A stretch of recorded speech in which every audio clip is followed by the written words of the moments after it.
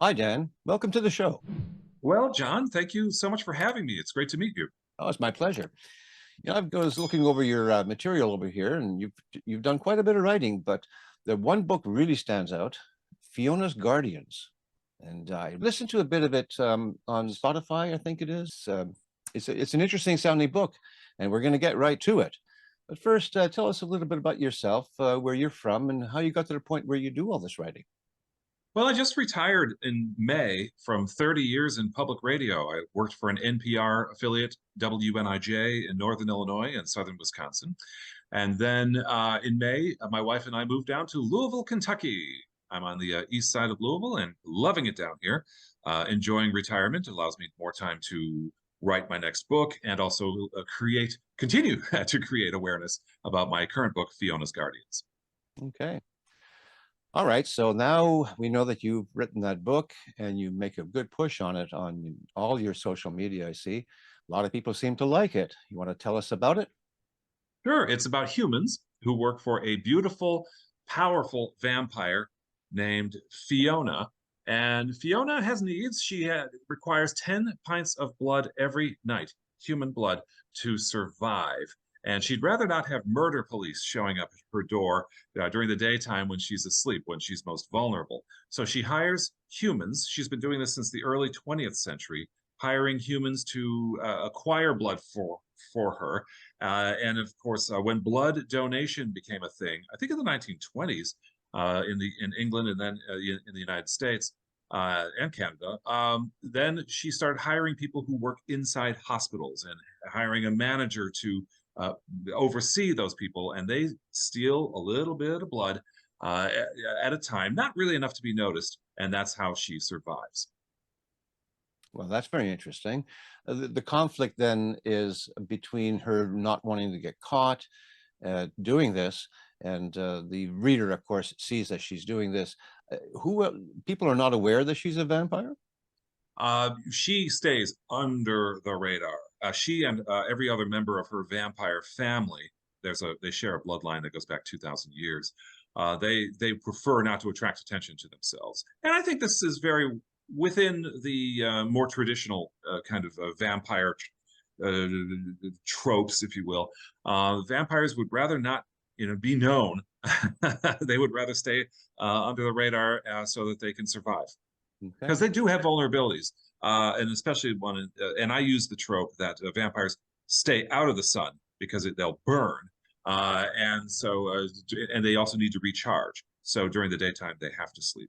Yeah. So you base it on the Bram Stoker version of what vampires are. Yeah, Stoker actually allows his vampires to walk about in daytime, but their powers are significantly reduced. It's actually only in the 1922 silent film Nosferatu that we actually see the first time. This is the first time that happens in literature or film, a vampire burning or dying as a result of exposure to the sun. Right. Yeah, I Yeah. remember seeing that. Sure. Yeah, and I think this is, obviously the director F.W. Murnau found that to be much more cinematically interesting. I think ever since then, most authors like myself agree that it is just much more interesting to have vampires burn. Of course, Stephanie Meyer, when she created the Twilight series, had a different idea, vampires sparkle, and obviously that worked for her because she sold millions and millions of copies. But I kind of keep it a little more traditional. Hmm. Well, not so long ago, I used to watch these vampire movies geared towards more younger generation, but I found them kind of interesting. And I noticed that there's a sexiness to the vampires. Mhm. Is your character a sexy character? I think everybody around her is, including those who work for her, including her most trusted guardian, is attracted to her. It is one of the tools she uses when she does go hunting, which is not often. Uh, Also, it's a tool that she has to ensure the loyalty of those who work for her.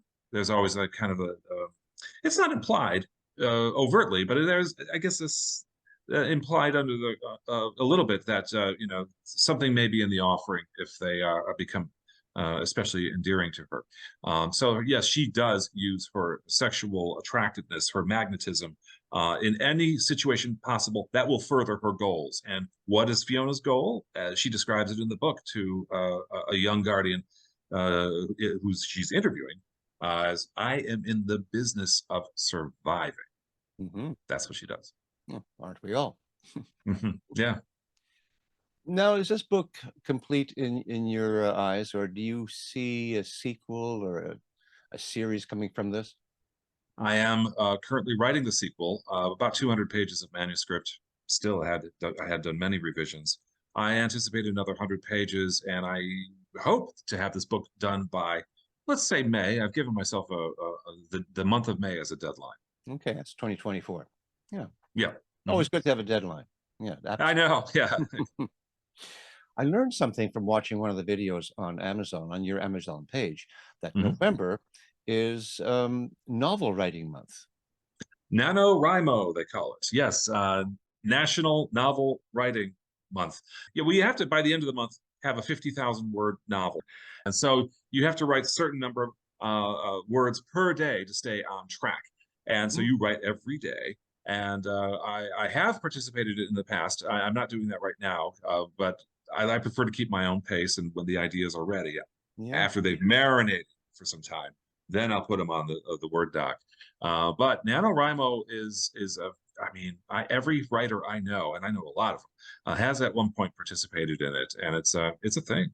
It's actually Okay, quite yeah. maybe next November I'll do it myself. I like a challenge myself. Yeah, perhaps I'll join you. Okay, well, we'll We can see. challenge each other. How many words did you write today? Yeah, right. Well, when someone participates in something like that, it's good to at least have an idea, perhaps have a little synopsis going into it, or do you just recommend just hitting the ground running and just going? Well, I guess it depends on what kind of writer you are. There are writers who outline, and I think that makes sense for certain genres, especially if you're writing a memoir or if you're writing a historical fiction or even a true crime. You're going to need some sort of structure, a mystery, certainly. But I write. I'm a pantser. I guess you may have heard that phrase before. I write by the seat of my pants, Right. Yeah. and so I tend to not write every day. I write when I have the idea, or I'll have an idea in my head and I'll let it steep for weeks sometimes before I'll put it on the page. And sometimes, like if you're like me, you could be doing something mundane like sweeping a floor or shoveling snow. I don't know if you have snow where you live, but and then all of a sudden these ideas come to you have some there? A little bit. We haven't had any yet, but I'm told we Not get yet. just a little bit. Yeah. Yeah. So Well, I live in right, but you're right. The mundane tasks, cooking, usually in the shower when the hot water's hitting you. yeah, Sometimes I think that's the best way to, new ideas just sort of come up exactly. in that. Exactly. Yeah. Now, you also contributed to the Dark Dossier, short stories, Mm. also in the vein of, well, what would you call it? Horror fiction? Yeah, vampire fiction. Dark Dossier is a magazine. I think it originates in Ohio, and they've been around for maybe 5 or 10 years, and they specialize in weird fiction, horror, sci-fi. Anything that the publisher likes that is designed to either scare the reader or take the reader somewhere else into a spooky kind of zone. And I started contributing to Dark Dossier as I was writing short stories about Fiona and her main guardian, Daniel. In fact, Fiona's Guardians, the novel, started as a dozen short stories, all of which were collected in the Halloween edition 2018 of Dark Dossier. And then after that, I started stitching these stories together as chapters into a novel, and of course, expanding, adding more. So yeah, many of my stories, earlier versions, those chapters have since been revised. Started out in Dark Dossier. And when was Fiona's Guardians written? So I started writing in 2017. It began with a short story called The Caretaker, and that includes 3 early chapters that are in the novel. And that when that story came out, it introduced the world to the vampire Fiona and her main guardian, Daniel. And then I started sending these to book bloggers to get a review. And I always try to tell other authors maybe who are beginning their journey. You don't have to bite off the whole book at once if you're writing a novel.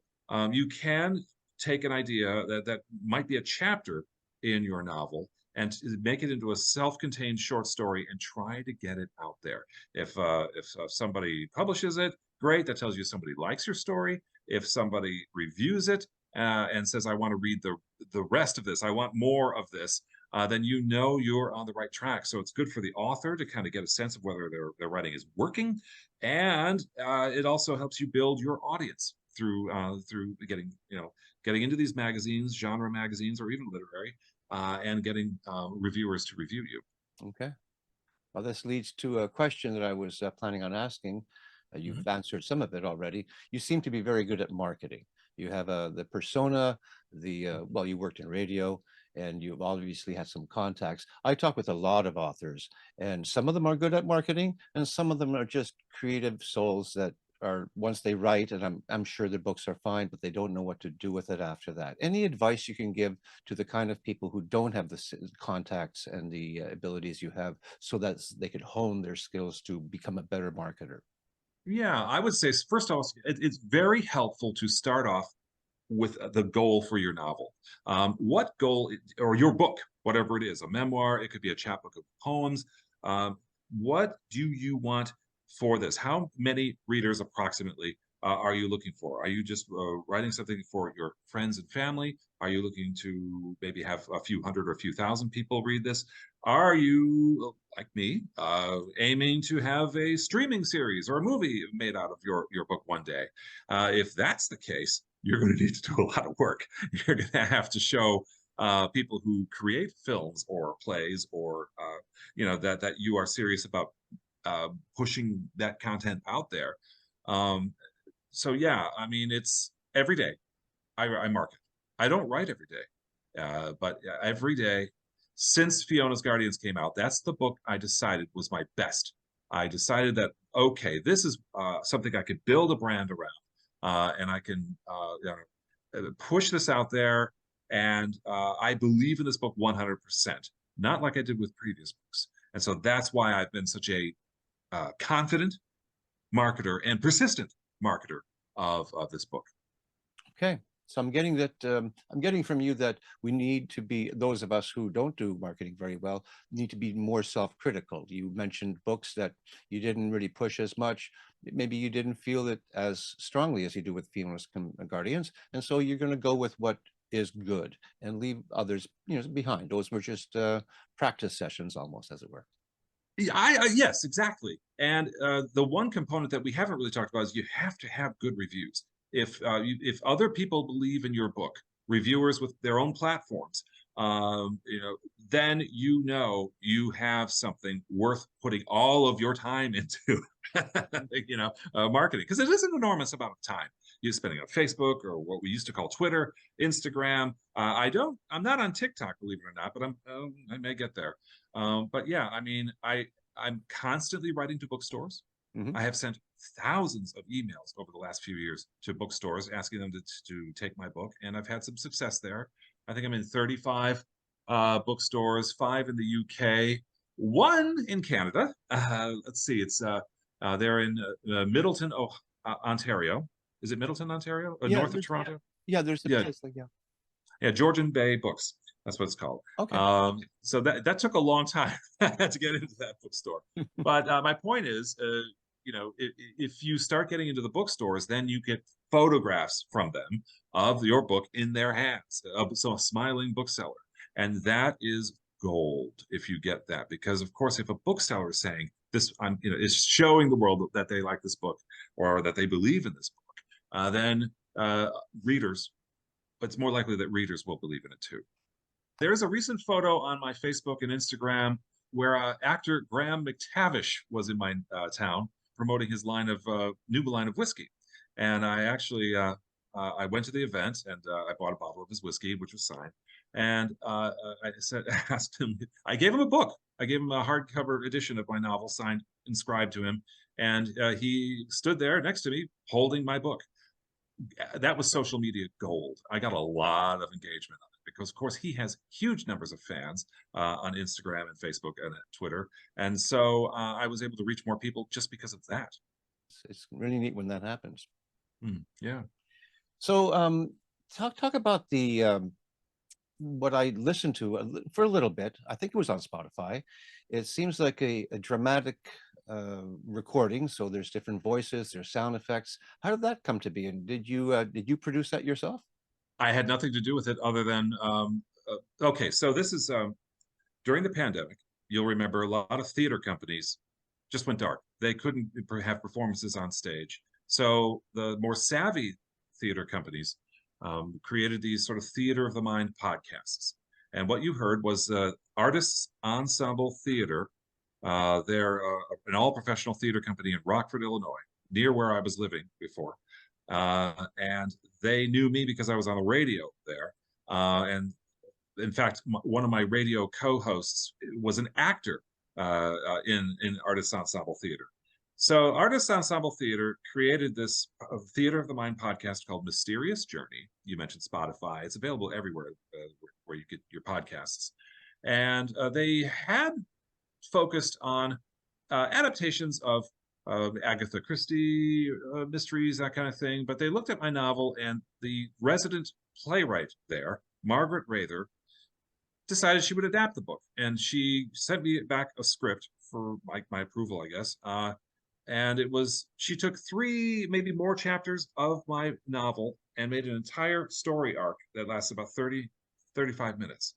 And she had to make a change at the end, which made sense to me.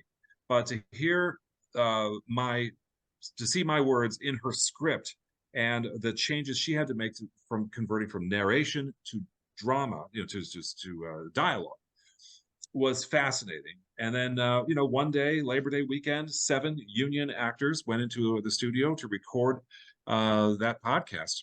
It is one of the proudest moments of my life. I bet. And it was extremely well produced. So it has obviously the actors, but it also has music and sound effects. And I highly recommend it wherever you get your podcasts. It's worth your time. That led to that led to discussions about a possible short film adaptation as well of my book. So we'll see what happens there. You never know. Well, I didn't have time before this interview to listen to the whole thing, and I bookmarked it. I'm definitely going to later on, when I have time just to relax, I'm going to listen to all 34 minutes, I think it is, of it. It sounds fascinating. I love stuff like that. I grew up on radio, and radio plays is something just close to my heart. Mine too. So yeah. So how long have you been interested in the supernatural kind of writing, the vampires and the darker side? Because you don't seem like a very dark person. You're very upbeat. And so how did that come to be that's your fascination? I was always interested in monsters. As a kid, on Saturday afternoon, there would be one of the Universal monster films, Frankenstein or Dracula, of course. I guess it was the vampire stories that intrigued me most. So Bela Lugosi was kind of intriguing to me, and I kept watching him, and he just seemed so. He moved slowly. He spoke very deliberately. There was something about his voice and his mannerisms that made me think, wow, that's really cool. I can't wait for the next film. And then, of course, the Hammer Dracula films came out, starring Christopher Lee, and I started watching those. And soon after, I decided to dive into the literature. I started reading Bram Stoker's Dracula, Carmilla by Sheridan Le Fanu, a novel that came, I think, 20 years before Dracula. And then the Anne Rice novels. When I was in high school, maybe going into college, I started reading Interview with the Vampire and Lestat, and loving those, and thinking, gosh, maybe I should try this one day. It took me a long time to get to the point where I would write a vampire tale or any kind of horror tale. I had written some other things previously, but this is the first time I did this, and I've committed myself to a sequel, so I might be doing this for a while. Okay. Well, you seem to be really enjoying yourself. I am, yeah. And vampires are just so interesting, aren't they? I mean, yeah, if you take them just as mythical creatures, they still work on many different levels. They're always portrayed as stronger than we humans are, and Mhm. sexier, and they just go on living unless something catastrophic happens, like a stake through the heart or whatever. And as I got a little bit older, I started viewing vampires more as metaphors for the things that Okay. drain our energy, so the vampire could be a family, it could be a coworker, it could be a government or corporate entity that's slowly stealing your money, Yeah. so at the end of the novel, Fiona's Guardians, I'm hoping that people will ask themselves, who's my vampire? Yeah. Right. Yeah. I see what you mean by that. Yeah. So, do you have a website? I do. It's danklefstad.com. You can usually find my website through my social media pages, and that's where I'm usually most active. So Facebook, Twitter, yeah, X, Instagram, and I was reminded recently that I have a LinkedIn page. That's cool. Mhm. And where besides Amazon would your books be available? And the stores that you mentioned. Right. So the biggest bookstore chain in the U.S. is Barnes and Noble. Right.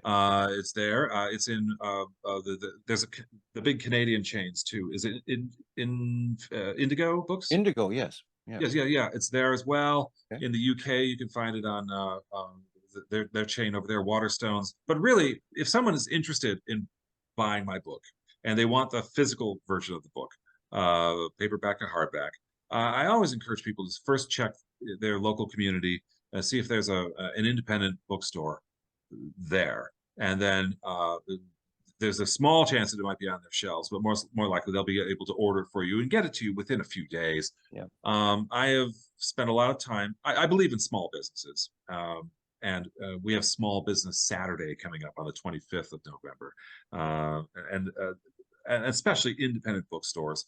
And I've tried very hard to co-brand with those. So support your mom and pop shop. Order my book Always.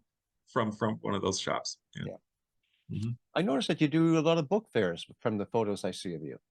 Yes, most recently the Louisville Book Fair. So I just moved to Kentucky, as I said, in May, and so I haven't really done much. I have been trying to reintroducing my book to a whole new audience here in the Mid-South. So I'm across the river. We have Indiana, so I've been all over southern Indiana in September and October, and recently started doing some events in Kentucky. Louisville, my hometown. Their book festival was my very first event just a week ago in my new hometown. So I'm very excited about that. And now if I could just get into the local bookstores here, it'll even be better. Great. Yeah. Well, you're making a name for yourself and your book, Fiona's Guardians. You must be very busy with doing these kind of things, book fairs, getting into bookstores, meeting people, talking about it, doing podcasts like this. And now you're writing a sequel. Yes. Do you feel that you're going to have to do better time management because you're doing all those things and trying to write a book at the same time? Yeah, I kind of viewed the process as seasonal. So I had it in my head that October is the one time to start to really let people know about your vampire novel, right? As we approach Halloween. Exactly. So I started in late spring. I start writing to the bookstores, writing to area media, trying to let people know that I've got this vampire tale, that sort of thing. And then after Halloween, there is another potential bump as people want to buy holiday gifts, for the vampire fan that they know or Sure. whatever. Yeah. But as winter sets in, that's when I plan on spending most of my writing, because there really isn't. There will always be an opportunity to talk about my vampire novel in the wintertime, but I think more often they've already bought their books or received their books by January.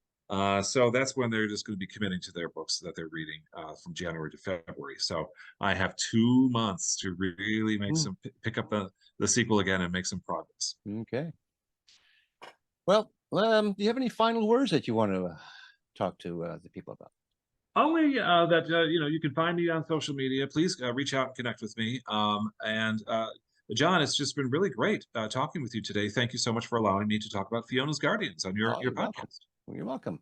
And maybe I'll give it a read myself Okay. if I can find the time between doing podcasts and writing my own books. Right. Okay. It's been a pleasure having you on the show, Dan. Thank you so much, John. You take care now. You too.